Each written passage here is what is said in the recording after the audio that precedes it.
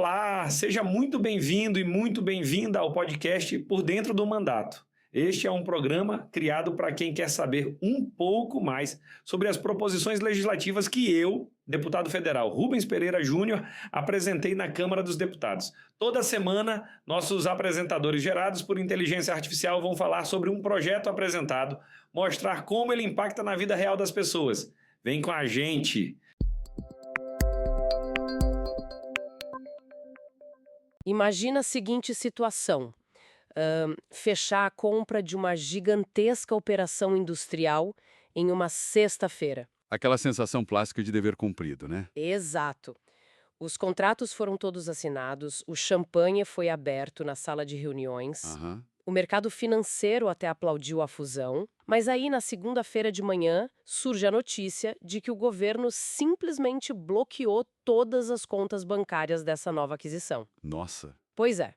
Tudo por causa de um esquema de propina internacional que aconteceu, sei lá, há 5 anos. E geralmente liderado por diretores que nem fazem mais parte do quadro de funcionários, sabe? Exatamente. Todo aquele investimento bilionário, de repente, corre o risco de virar pó da noite para o dia. É o pesadelo absoluto de quem atua no mercado financeiro. O famoso terror do passivo oculto. Isso, o passivo oculto, que é o que vamos investigar na nossa imersão de hoje. E é um terror que, na prática, paralisa totalmente o desenvolvimento econômico de um país. Com certeza, porque o risco é enorme, né? Demais. Quando o risco de herdar a responsabilidade criminal ou administrativa por pecados de gestões anteriores é incalculável, o capital simplesmente foge. Aham. Ninguém quer colocar dinheiro nisso. Pois é, a lógica de quem investe é lidar com o risco de mercado. Tipo, o produto pode fracassar, a concorrência pode ser feroz, tudo bem, Faz parte do jogo. faz parte.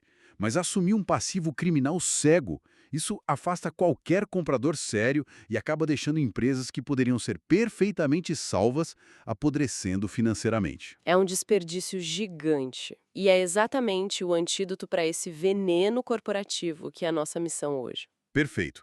Vamos destrinchar um documento bem específico, mas com um poder absurdo de mudar as regras do jogo no mercado brasileiro. Um documento bem recente, inclusive. Sim, o projeto de lei ordinária número 1518. Ele foi apresentado em 30 de março de 2026 pelo deputado federal Rubens Pereira Júnior. Um marco importante. Muito. E para quem nos ouve, nós nos debruçamos sobre o texto original dessa proposta e também sobre a justificação do projeto. Que é aquela sessão onde o autor tenta convencer os colegas no Congresso sobre o porquê da lei ser tão necessária. Exato. E o alvo desse projeto é a Lei Anticorrupção Brasileira, a Lei 12.846 de 2013. O objetivo ali é criar um mecanismo vital chamado Safe Harbor, ou, em bom português, Porto Seguro. Porto seguro para operações de fusões e aquisições, né? O famoso mercado de M&A. Isso. E o conceito central desse Porto Seguro é bem interessante, porque ele tenta resolver uma falha estrutural do nosso sistema atual. Sim, porque hoje a responsabilidade administrativa viaja colada no CNPJ. Se uma corporação adquire outra, a compradora assume o pacote completo. Isso inclui todos os ilícitos que os antigos donos esconderam debaixo do tapete. Uma bomba relógio. Uma bomba relógio. O que esse projeto propõe é uma via de escape legal para proteger o comprador de boa-fé. Mas sem virar festa, né? Claro, sem criar uma anistia geral que deixe os verdadeiros criminosos impunes. O grande desafio aí é estabelecer um procedimento em que o Estado possa confiar que a nova gestão vai realmente limpar a casa. E para nossa audiência visualizar como isso funciona na prática, o texto da lei cria um mecanismo que eles apelidaram de marker. O marker, que oficialmente no texto chama comunicação preliminar. Isso, a comunicação preliminar. E a regra para isso é super rígida. Esse marker precisa ser protocolado pelo menos 30 dias corridos antes de a transação comercial ser fechada. Não pode ser depois que assinou o cheque. Não, tem que ser antes. E tem mais. Esse documento deve ser entregue nas mãos de 2 instituições de muito peso aqui no Brasil: a Controladoria Geral da União, a CGU. Aham. Sempre, obrigatoriamente, em coordenação com a Advocacia Geral da União, a AGU. E olha, a escolha desses dois órgãos não é nem um pouco acidental, sabe? Não. Como assim? É que o envolvimento conjunto da CGU e da AGU garante 2 coisas essenciais.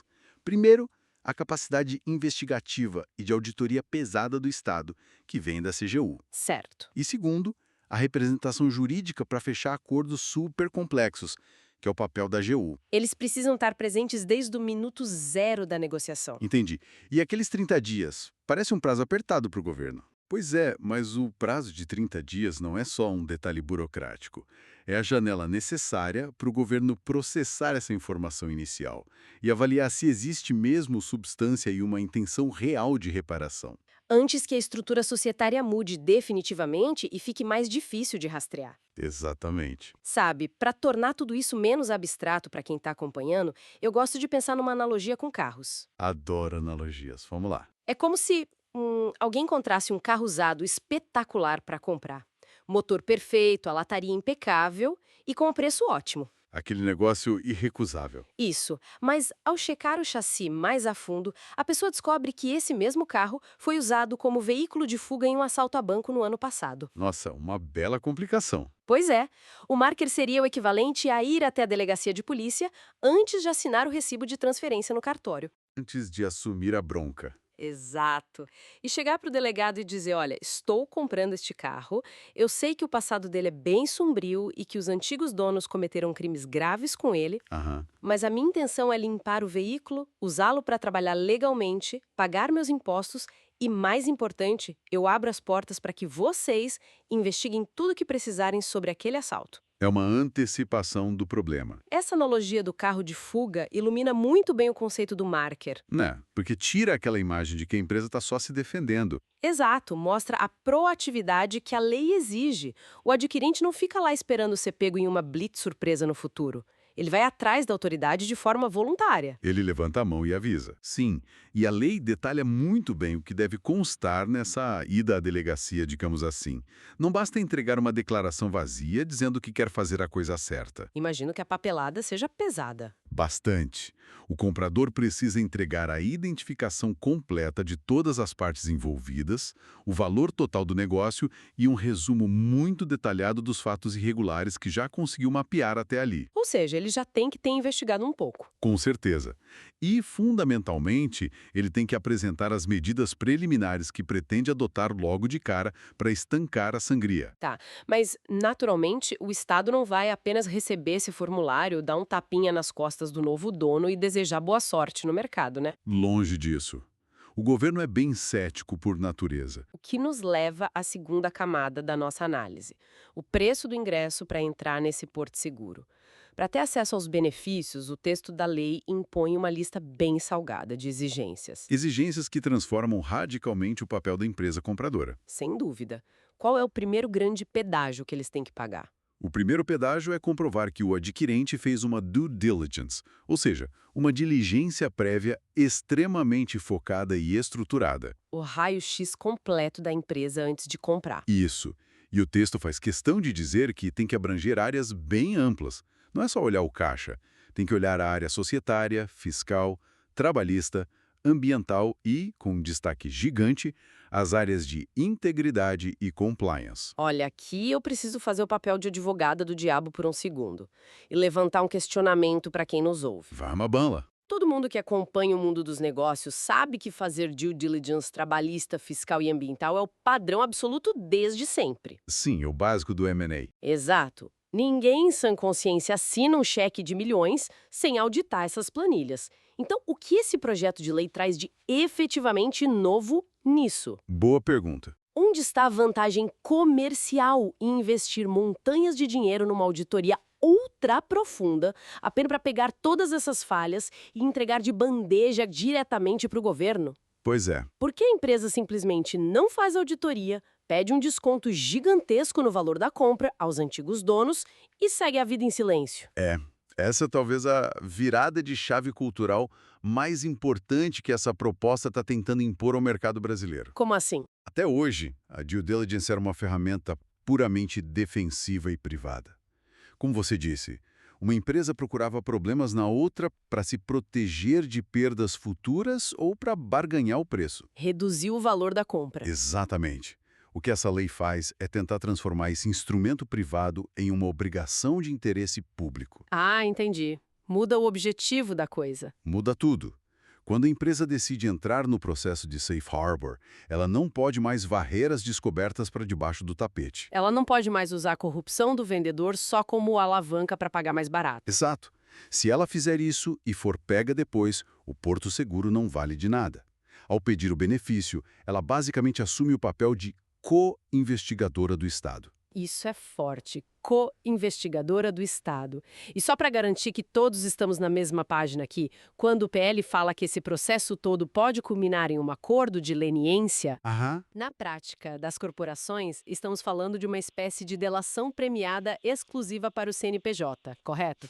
A comparação é muito útil para entender a mecânica da coisa. Embora, claro, a natureza jurídica seja administrativa e civil, e não penal. Certo, mas o mecanismo é parecido. Muito parecido. O acordo de leniência é aquele instrumento onde o CNPJ, a empresa em si, confessa os ilícitos, colabora ativamente com as investigações e aponta quem foram os envolvidos. E se compromete a ressarcir os danos aos cofres públicos. Exatamente.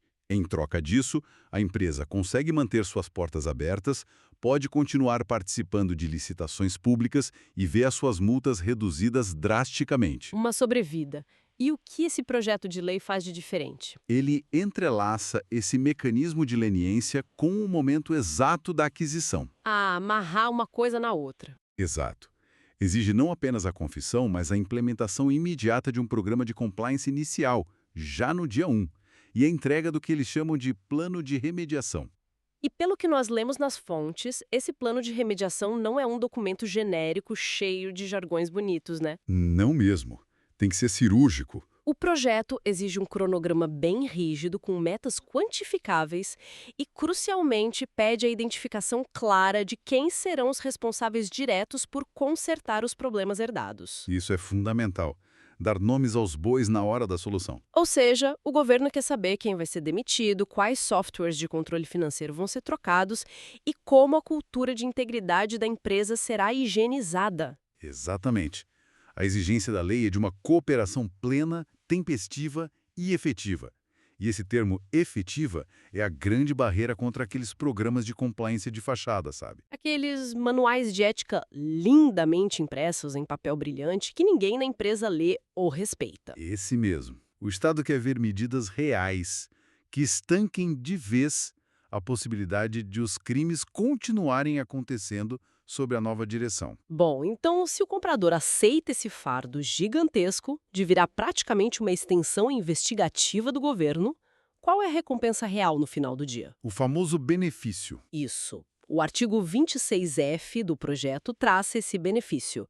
E é aqui, para quem nos ouve, que precisamos traçar uma linha muito nítida entre o que é o CNPJ e o que é o CPF. Ok, vamos desempacotar isso. O prêmio para a empresa compradora é a possibilidade de exclusão total daquela responsabilidade administrativa sucessória ou, no mínimo, uma redução muito substancial da sanção para a empresa, para o CNPJ. É importante entender a premissa disso. A ideia é salvar a atividade econômica em si. Manter a empresa viva. Exato. Se uma empresa cometeu fraudes no passado, mas hoje possui milhares de empregados, paga impostos direitinho e gera muito valor para a sociedade, o Estado reconhece uma coisa importante: O quê? que destruir essa empresa com multas impagáveis após uma aquisição de boa-fé é simplesmente irracional do ponto de vista econômico. Destrói empregos por erros de diretores antigos. Pois é.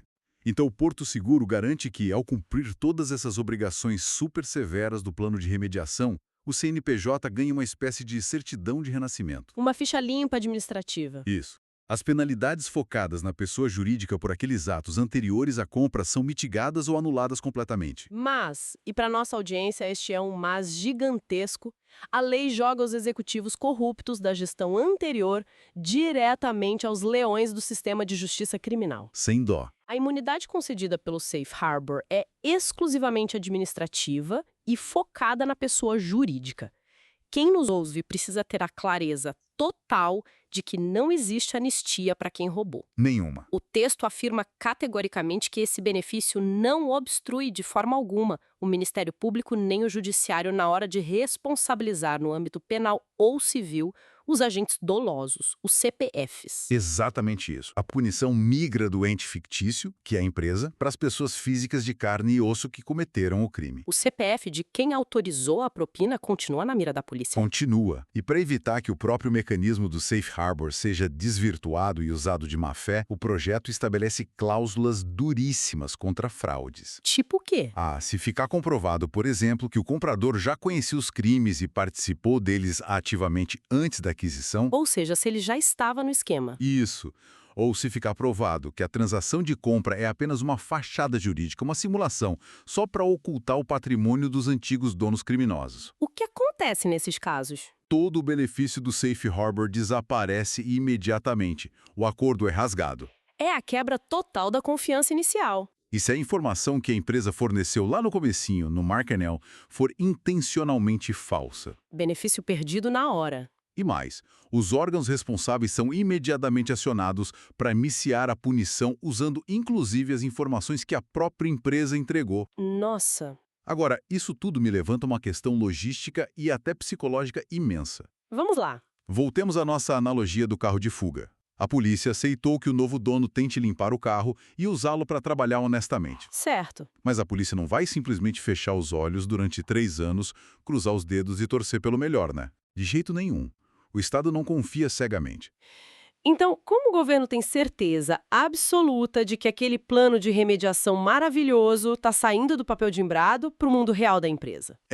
Esse é o calcanhar de Aquiles da fiscalização.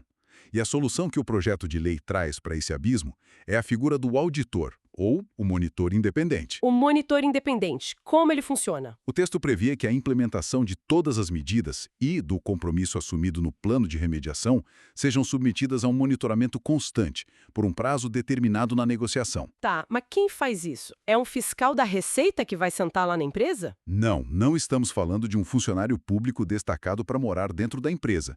O texto fala de um auditor privado, altamente qualificado e independente, que vai atuar literalmente como os olhos e os ouvidos das autoridades dentro do prédio da empresa. É uma dinâmica fascinante e meio paradoxal, né? Bastante. Porque a empresa adquirente precisa pagar do próprio bolso honorários altíssimos para colocar um detetive particular dentro da sua própria sede. Exato. E a principal função desse detetive é produzir relatórios periódicos e mandá-los direto para o governo. Sim, ele não trabalha para a diretoria, ele reporta para o Estado. E se esse monitor independente descobrir qualquer indício de fraude nova, ou descumprimento do acordo, ou uma maquiagem contábil no meio do caminho, O que ele faz? ele tem o dever legal e imediato de denunciar a empresa que está pagando os honorários dele. Gente, é tipo uma liberdade condicional corporativa. O monitor é o oficial de condicional, mas quem paga o salário dele é o próprio condenado. Exatamente isso. O que representa, convenhamos, um abalo sísmico na mentalidade corporativa tradicional. Com certeza.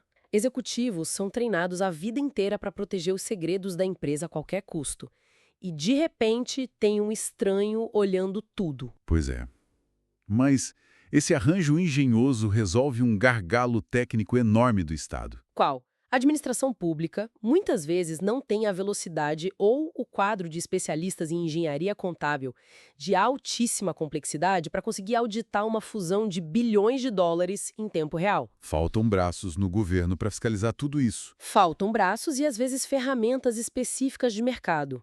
Terceirizar essa vigilância de perto para um monitor independente de mercado resolve essa simetria técnica. Mantendo o Estado com o dedo no botão de sanção caso as coisas deem errado, né? Isso mesmo. O Estado terceiriza a vigilância, mas mantém o poder de punir. E sobre quem paga essa conta, a lei menciona que se por algum acaso houver o envolvimento de recursos públicos para pagar essas auditorias, deve-se respeitar a lei de licitações e a lei de responsabilidade fiscal. Uma burocracia necessária. Sim, mas o texto abre espaço claro para as soluções subsidiárias, o que na prática consolida essa rotina da própria empresa investigada bancar os custos do monitoramento. É o padrão internacional, na verdade. Bom, agora eu quero entrar com você num campo minado que certamente assusta conselhos de administração no Brasil inteiro, o tal do sigilo. Esse é um ponto delicado. Muito.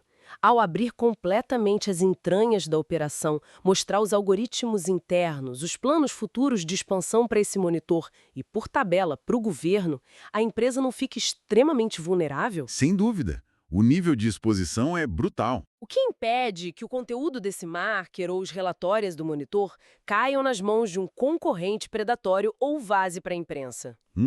O texto do PL tenta criar um escudo em torno das informações estratégicas. Como ele faz isso? A documentação apresentada no marker é tratada, por lei, de forma reservada no âmbito administrativo. Os segredos industriais, as estratégias comerciais futuras da empresa são, em regra, protegidos pelo sigilo. Tá, mas esse sigilo é absoluto? É tipo um cofre suíço inviolável? Não, definitivamente não é um cofre suíço. E este é o ponto crucial para a efetividade da justiça. Há exceções bem explícitas na lei. Ou seja, se o governo encontrar algo que configure, sei lá, um crime continuado que ainda está acontecendo ou que demande uma investigação policial pesada, ele não pode ser obrigado a guardar esse sigilo corporativo, né? Exato. A diretriz do projeto é bem clara. Essas informações sensíveis podem sim ser compartilhadas com o Ministério Público, com tribunais de contas e até com outras autoridades estrangeiras. Tem que ter motivo para isso, imagino. Sim, desde que seja uma decisão devidamente motivada pelo governo, focada estritamente na apuração de crimes. Entendi. A intenção da lei, então, é blindar a empresa contra espionagem industrial ou um vazamento frívolo na mídia. Isso. Mas, ao mesmo tempo, deixar a porta sempre aberta para o avanço das investigações criminais de verdade contra as pessoas físicas. Perfeito. A empresa ganha proteção para consertar seus erros internamente, mas ela definitivamente não recebe um manto de invisibilidade perante a lei penal. A polícia ainda pode investigar. Bom, o que nos leva, nesta reta final da nossa análise, a dar um passo atrás e olhar para a floresta, não apenas para as árvores. O famoso panorama macro. Exato. Se a gente sair dessas minúcias técnicas, dos prazos de 30 dias, dos monitores independentes, dos acordos de leniência, qual é a grande jogada macroeconômica por trás da justificação escrita pelo deputado? Então, o que isso tudo significa para o país, né? Exato, porque o Brasil, agora em 2026, decide priorizar essa mudança gigantesca de regra no mercado. A leitura atenta daquela justificação do projeto revela um objetivo duplo, muito claro: alinhamento internacional e destravamento econômico interno. Destravamento de ativos problemáticos. Isso. O Brasil, infelizmente, abriga hoje um volume muito grande de empresas em recuperação judicial ou companhias cheias de passivos incalculáveis que estão operando como verdadeiros zumbis na economia. Empresas que não crescem, mas não morrem. Exato. E a incerteza regulatória sobre o tamanho exato da punição que o novo comprador poderia herdar atua como um muro intransponível para o capital. Ninguém compra o que não sabe o risco, especialmente o capital estrangeiro, né? Especialmente eles morrem de medo desse passivo oculto. Sabe, eu notei que a justificação faz questão de citar expressamente a política de M&A, Safe Harbor, do Departamento de Justiça dos Estados Unidos, o famoso DOJ. Uma citação de peso. Sim, e para quem atua com fundos de investimento ou no mercado de capitais pesado, essa citação é quase como um sinal luminoso piscando. Com certeza. Porque quando o investidor internacional olha para um ativo aqui no Brasil, ele geralmente está sujeito não apenas às leis brasileiras, mas também à legislação anticorrupção do seu país de origem. Com as regras super rigorosas americanas que punem a empresa lá nos Estados Unidos por um crime que a subsidiária cometeu aqui no Brasil. Exatamente. Se o Brasil passa a oferecer um mecanismo de porto seguro formal que espelhe as diretrizes e a filosofia do próprio DOJ americano, a conversa muda de tom imediatamente. Fica mais fácil convencer o conselho lá fora a investir aqui. Estabelece-se uma ponte de confiança. A linguagem da mitigação de risco passa a ser a mesma nos dois países. E a adoção desses padrões globais de compliance acaba ajudando a reduzir o famigerado custo Brasil, pelo menos o custo institucional, né? Ajuda muito. E além desse alinhamento com os Estados Unidos, o documento do deputado aponta uma necessidade jurídica interna forte. Qual? A necessidade de seguir as orientações recentes do Supremo Tribunal Federal, o STF. Ah, sim, o STF tem falado muito sobre isso. Tem. O Supremo vem demandando, de forma consistente, uma maior previsibilidade na aplicação das sanções administrativas pelo Estado. O Estado não pode agir com surpresas arbitrárias. Um empresário precisa saber as regras do jogo antes de jogar. O Estado precisa oferecer um mapa claro de como a punição vai ocorrer e como ele pode se safar dela legalmente. Perfeito. O projeto de lei pega aquele conceito que antes era muito subjetivo, quase filosófico, de comprador de boa-fé, Que é difícil de provar na prática. muito, e transforma isso em um checklist processual rígido e matemático. Você cumpriu o rito certinho, provou a colaboração com o marker, garantimos a sua proteção. É a substituição do fator surpresa governamental pela matemática regulatória transparente. Resumiu muito bem. E, sabe, toda essa engrenagem de transparência forçada que o PL propõe nos leva a uma reflexão final. Um pensamento que eu gostaria de deixar marinando na mente da nossa audiência após essa imersão. Gosto de reflexões finais, manda lá. É um pensamento que não está escrito com todas as letras na lei, de forma explícita, mas, para mim, parece o resultado econômico inevitável de todas essas mudanças, caso elas realmente saiam do papel. Aham, e qual seria? Pensa comigo. Se esse regime de safe harbor se consolidar no Brasil e passar a incentivar agressivamente que os compradores denunciem o histórico sujo das empresas que eles estão adquirindo, Certo? como isso tudo vai reconfigurar o cálculo do valor de mercado dessas companhias no longo prazo? Nossa, é uma pergunta excelente e eu diria que é um impacto secundário mais profundo dessa lei, de longe. Porque o incentivo econômico para o vendedor tentar esconder os problemas, maquiar os balanços, desaparece quase que por completo no momento da venda, né? Ele sabe que o comprador vai vasculhar e vai entregar para o governo para se salvar. Exatamente. A grande provocação aqui é brutal. Será que a honestidade corporativa, o compliance levado a sério de verdade no dia a dia, Não só o manual bonito. e isso, não só o selo estético em relatórios de sustentabilidade para o marketing, será que a honestidade vai passar a ser um ativo financeiro tangível? Se o investidor sabe que, para se proteger lá no Porto Seguro, ele obrigatoriamente terá que gastar fortunas com monitores independentes e ainda delatar todo o passado corrompido do vendedor para o governo? O preço de uma empresa com histórico duvidoso vai simplesmente despencar brutalmente nas planilhas de valuation antes mesmo de as negociações começarem, não acha? Com absoluta certeza. O risco passa a ser precificado de forma muito agressiva. A longo prazo, a infraestrutura moral limpa do nosso prédio metafórico aqui pode acabar valendo tanto ou até mais do que a própria operação comercial ou as máquinas da fábrica. O que, no fundo, transforma a prevenção contra a corrupção em um imperativo de sobrevivência financeira pura e simples, resolvendo o problema antes mesmo que a empresa pense em ser vendida um dia. É o mercado se autorregulando pelo bolso, forçado por um mecanismo muito inteligente do Estado. Um horizonte muito complexo e fascinante para quem acompanha o mercado de perto. Bom, chegamos ao fim de mais este mergulho profundo nas fontes primárias. Foi uma excelente discussão. Sem dúvida, tentamos traduzir esse jargão jurídico pesado em implicações reais para o ambiente de negócios. Agradeço imensamente a todos da nossa audiência que acompanharam essa análise sobre as transformações silenciosas que moldam a economia. Mantenham a curiosidade acesa, continuem analisando as entrelinhas e até a nossa próxima imersão. Obrigado por escutar este episódio. Compartilhe com seus amigos e familiares e também nos siga nas redes sociais pelo @Rubens Pereira Júnior, com JR no final, para ficar por dentro do nosso mandato. Até a próxima!